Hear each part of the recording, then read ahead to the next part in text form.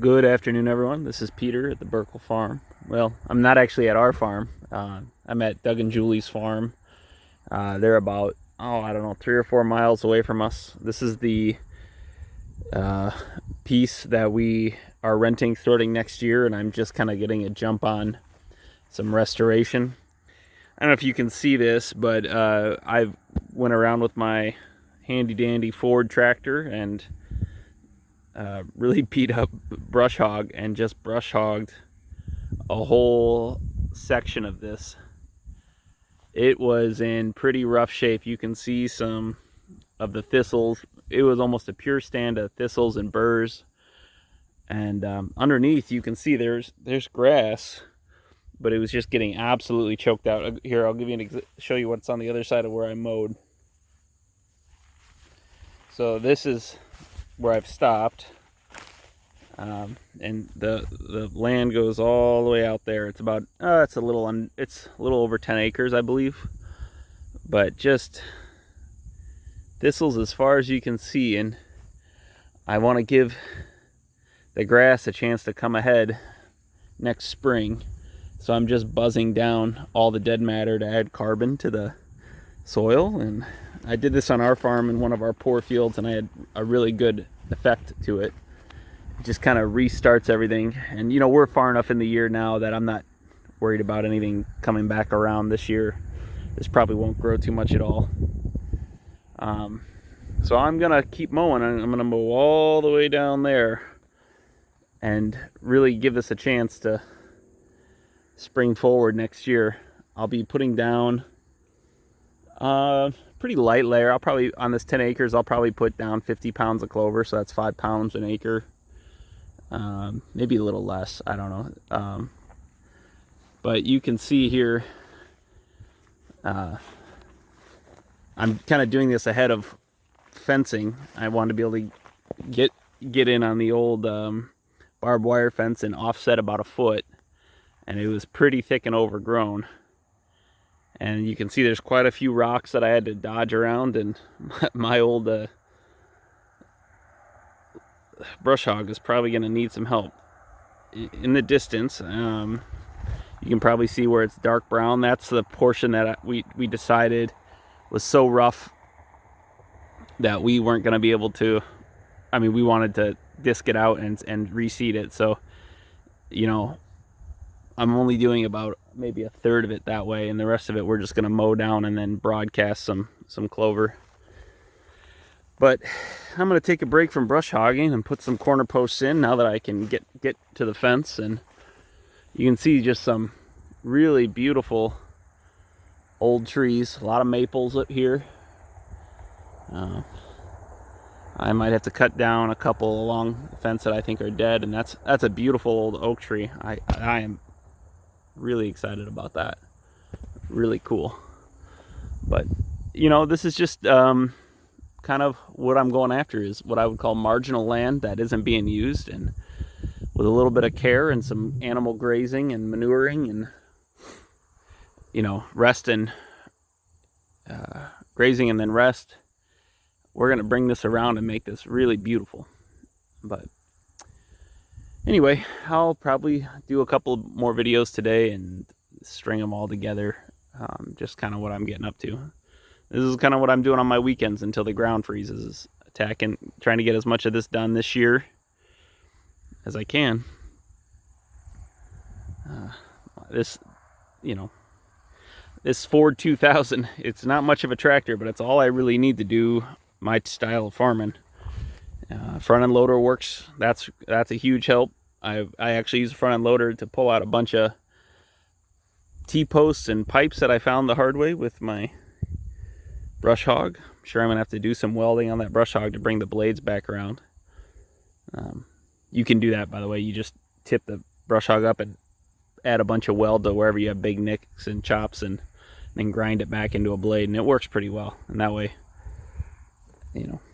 you can see she's been well used, and I don't worry too much about putting her through the ringer. But anyway, I'm gonna put some corners in, and I'll show you what those look like as we get to that. All right, bye.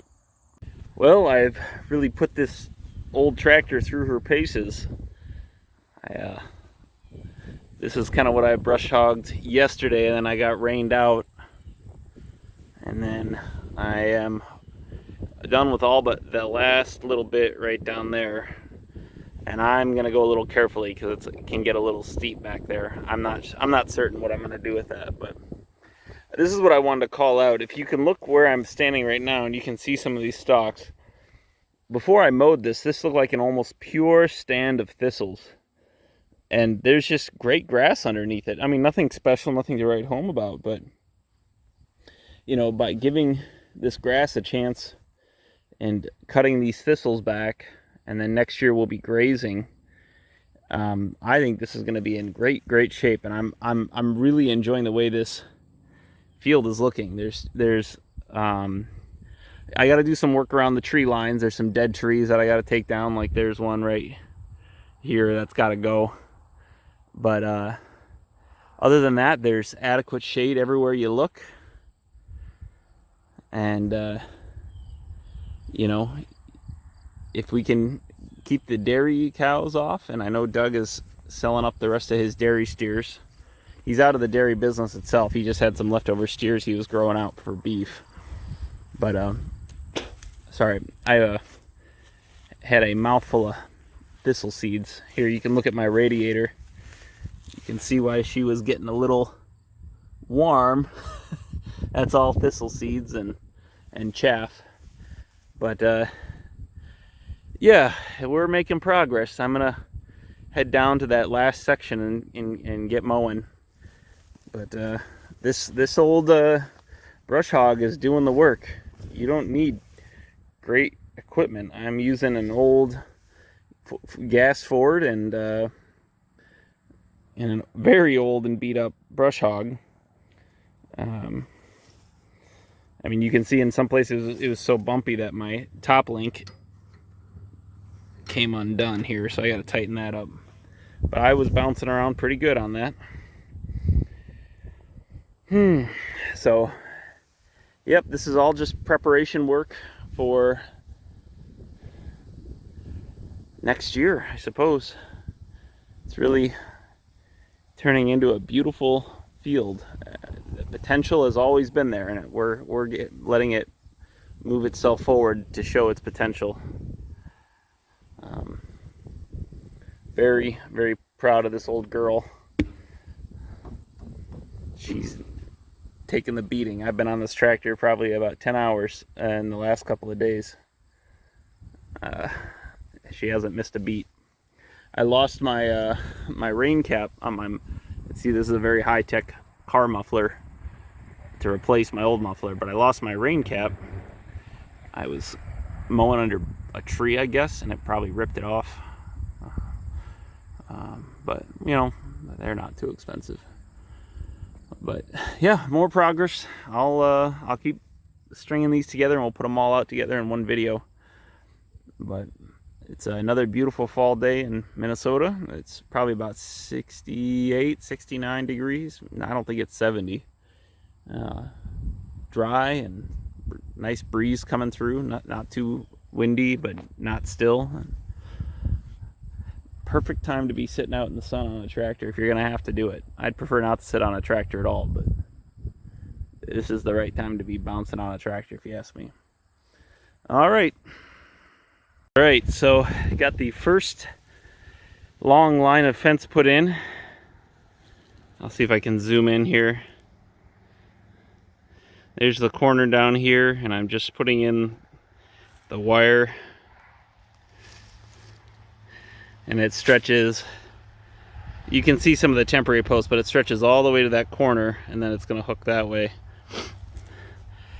So this ground is hard. This is about the hardest ground I've ever put these timeless fence posts into, and you know, they took it. Here, you know, we're stretched, this line is stretched, and I don't know, it's pretty straight.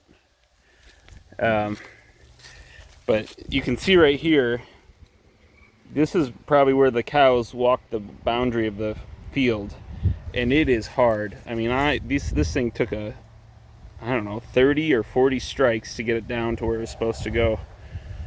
And I'm a big fan of wiring them in like this, it allows you some flexibility if you need to change something. If you run it through the... Sorry, there's a really loud truck driving by. Yeah, go away. If you wire it straight through here like I used to, you got to cut the line or peel the whole thing back if you want to change something about, you know, where the post is or whatever. So I'm going to put this is going to have 4 wires on this high tensile fence. You can see here's the old kind of, I don't know if I'd trust that fence with sheep, especially this bottom wire is 2 feet off the ground. But it's good. It's a good backup, I suppose, as if they decide to, for whatever reason. You know, I'm sure I'm going to get asked why I'm leaving this chunk right here, and the honest answer is this field is pretty darn irregular, and the corner posts for my H braces are getting really expensive, so I'm trying to limit the number of hard turns that I'm putting on this fence and trying to make it as rectangular as possible. So my neighbor Nick's going to come back hopefully this next week. It's Sunday right now, and disc this. I think he disced it this way. He's going to disc it this way next and harrow it and try to smooth it out a fair bit. And where I was mowing was back there by those trees you can see across the way. So the hill slopes down from where he plowed, and then it hooks a sharp left. It's an L-shaped field. But yeah, this has been the hardest run of fence I think I've ever put in. The ground is hard. Holy smokes. Hitting rocks. Just getting it to go through the first 3 or 4 inches is crazy. I had a couple of them bouncing off, and there's one I just kind of dug out with my pair of pliers just to get it past that hard pan, because these timeless fence posts were bouncing off the top of the ground. I think I'm going to take a break, and then I'm going to go mow some more, and then I have to help the farmer for this. He's putting up hay today. I just can't believe how beautiful it is out here right now. Sorry about the wind, but it is just about perfect. The trees are changing. Yeah, I love it. All right, I am sick of riding on this tractor. Holy shit. So this is the very end of the field here. I'm not gonna fence this in, I don't believe. There's like a draw that goes down that's 10 or 12 feet. I really don't feel like trying to figure out how to fence that, so I don't want to get my tractor stuck down there with these turf tires. So I just said this is where we're gonna go. So we're gonna start. The fence is gonna be cornered right here over to here, and we're gonna head back all the way that way, and then what you guys have seen before. I guess you can hear someone practicing their shooting over there. But and then I did not go through here. I was honestly afraid for my tractor. It is deep divots, so I might just leave that and see if I can work on that over time with the sheep, just to smash that down and get that leveled out.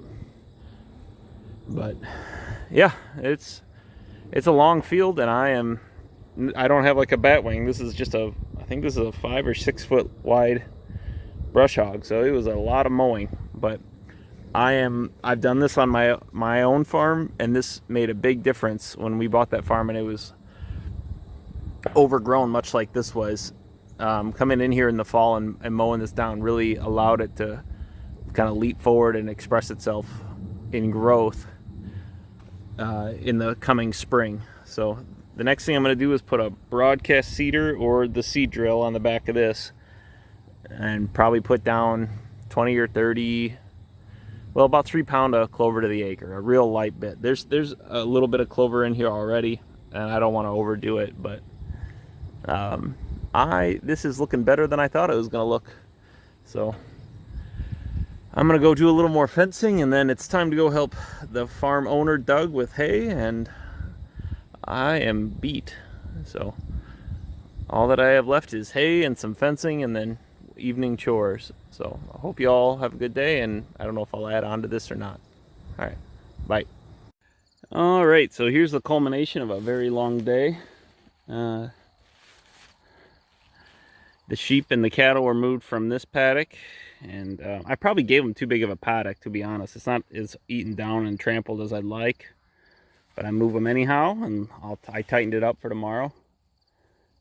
Here you can see, just called my neighbor. He's got cows out where they aren't supposed to. I'll see if I can get that. That's never fun. I called him up and let him know I saw him in his front yard. Looks like they're going back into the field, but yeah, it's been a busy day. But this is kind of nice to sit and watch them eat. And I left my four-wheeler and my dog over there, my pet dog. You can see her running.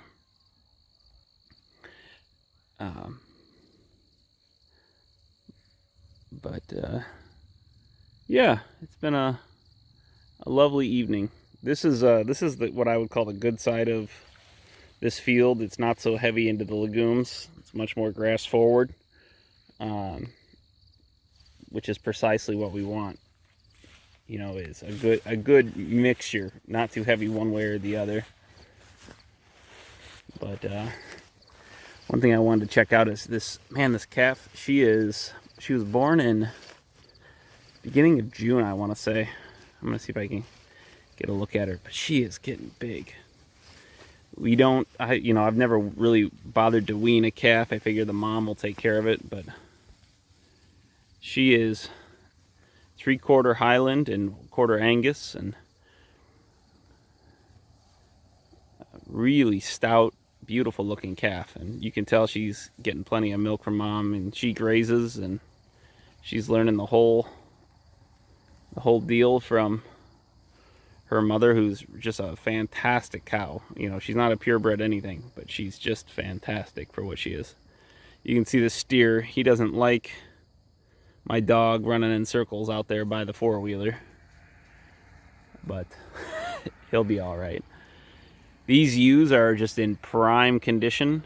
They're about, I'd say 2.5 or 3 months away from being bred, so they have plenty of time to just pack the condition on as we are heading into the fall time. It's been a real shame. They've started opening up our highway again after they resurfaced it, and I do miss the peace and quiet of that. But a lot accomplished. Not much done on our farm, but a lot done over at Doug and Julie's farm, and it was a good day's work. Ann and I are going to have a fire and have a beer and enjoy each other's company. And before I do that, I'm just going to feed and water these guys. And, well, they're getting their feed right now, but get some water for them and set them up for the night. There's a, just in case it's not visible, back in there, I cut about a 20-foot alley from the very top of my field. My property line is up there, right there, and I cut a 20-foot alley all the way down here by hand and ran a 2-wire fence down there just as a means to square this field off. So there's 2 wires from here to here and then all the way up to keep this field sectioned off. And then I usually just run a poly braid up the middle, as you can see, and then I go up one ladder, and then we're heading back down the other side. That's a kind of a ladder and rung type of thing. But yeah, I'm very, very pleased with the forage we have, and you know, it did get a little bit ahead of me this year, and you can see lots of seed heads, but I kind of figured the sheep like to eat them, it seems, and it's more seed that I don't have to put down, that they can knock over and trample and digest and poop out, and it'll continue to square this field forward. And this is, you know, we're on this kind of steep slope right now. I'm sure you guys can see it, and it's probably the poorest quality soil in this field, but it's still really, really abundant, and it gets crazy down there. You can see how dark green it is. But yeah, not much else going on. Just a fine evening, and all the girls are just in really, really good shape.